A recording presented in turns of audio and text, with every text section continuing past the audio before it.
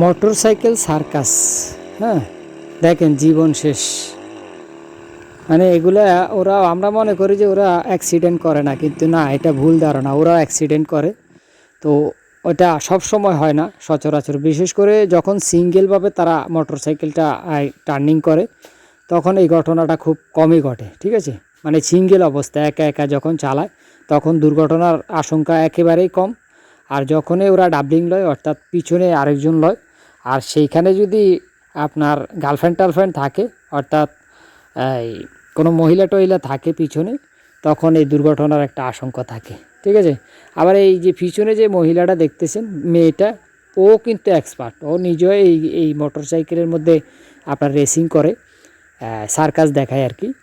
তো অনেক সময় দর্শককে ওরা আপনার আনন্দ দেওয়ার জন্যই মূলত পিছনে আরেকটা নেয়। আর এখানে একটা বিষয় আমি লক্ষ্য করলাম, অনেকক্ষণ থেকে এই খেলাটা দেখি, কয়েকবারে খেলাটা দেখলাম যে পিছনে যাকে নিতেছে, ঠিক আছে, অনেক সময় দেখা যায় সেও একদম দুই হাত মেলি আপনার দর্শকরে উপভোগ মানে দেখাইতেছে আর কি।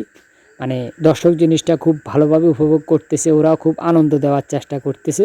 তো এখানে ওই পিছনের লোকটা যখন হাত পা নাড়ায়, অর্থাৎ দাঁড়াইতেছে, বসতেছে, এদিক সেদিক হইতেছে, তখন কিন্তু আপনার মোটরসাইকেল যে নিয়ন্ত্রণ করে চালক, তার কিন্তু মোটামুটি একটু সমস্যা হয়।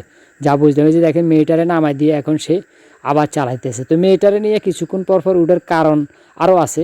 কারণটা হলো, অনেক দর্শক টাকা দেয়, হাতের মুঠে টাকা নিয়ে ওদের সাথে দুষ্টামি করে, আপনার টাকা দেয়। তো ওরা কি করে, দেখা যায় অনেক সময় উপরে উঠে ওই টাকাটা নিতে পারে না। হ্যাঁ, মানে ধরতে পারে না অনেক সময় এক হাত দিয়ে থাবা দিয়ে ধরে। তো এই যারা টাকা দেয় তারা কি করে, ওটা টাকাটা শক্ত করে ধরে রাখে, এই জন্য টাকাটা তাদের হাতে যায় না। এখানেই হলো আপনার সমস্যা আর কি। তখন পিছনে যখন একটা মেয়েরে নেয়, তখন আপনার ওই মেয়েটা দেখা যায় টাকাটা থাবা দিয়ে নিতে পারে। এই হলো তাদের টেকনিক। তো এখানে দেখেন, এই যে মোটরসাইকেলের এই সার্কাস খেলাটা দেখার জন্য আপনাকে দিতে হবে 50 টাকা। যেমন আবার এখানে ভাই, এই 50 টাকার খেলা দেখতে হইলে আপনি অন্তত অপেক্ষা করতে হইব, ধরেন অনেক সময় আধা ঘন্টা, 1 ঘন্টা এরকম অপেক্ষা করতে হয়, অনেক সময় আরও বেশি অপেক্ষা করতে হয়।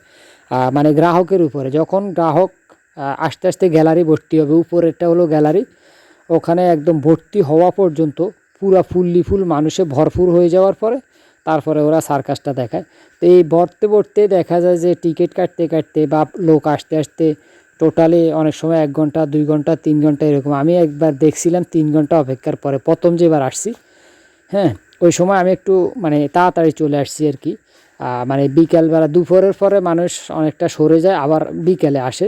দুপুরে ভাতটাত খাইতে অনেকে চলে যায়, অনেকে সকালে আসলে দুপুরে চলে যায়, আবার বিকেল টাইমে আসে, স্কুল কলেজের ছেলে মেয়েরা বিকেল টাইমে আসে। তো তখন দেখা যায় আসরের পরে খেলাটা ওরা ওই সময় অনেক দ্রুত খেলাটা দেয় আর কি। আর দুপুরবেলায় আমি মূলত চলে আসছি দুপুরবেলায়, এমন এক সময় আসছি যে সময় কোনো গ্রাহক নেই, আমরা হাতে গোনা 20-25 জন আছি, এই 25 জন অপেক্ষা করছি অনেক সময় পর্যন্ত। তো যাক, 50 টাকা করে টিকিট নেয়।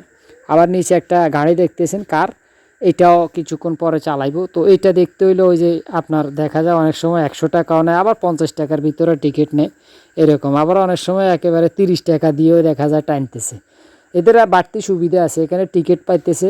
1-2 নম্বরে যারা চালক আছে, মানে গাড়িটা চালাইতেছে, তারা আপনার কমিশন পাইতেছে, অর্থাৎ গিফট পাবলিকে আপনার ওই টাকা টুকা দিতেছে, কেউ 50 টাকা, 10 টাকা, 20 টাকা এরকম তাদেরকে খুশি মানি, হ্যাঁ, হাতে ধরে রাখতেছে। এটা অনেকে দর্শক মজা নিবার জন্য করে।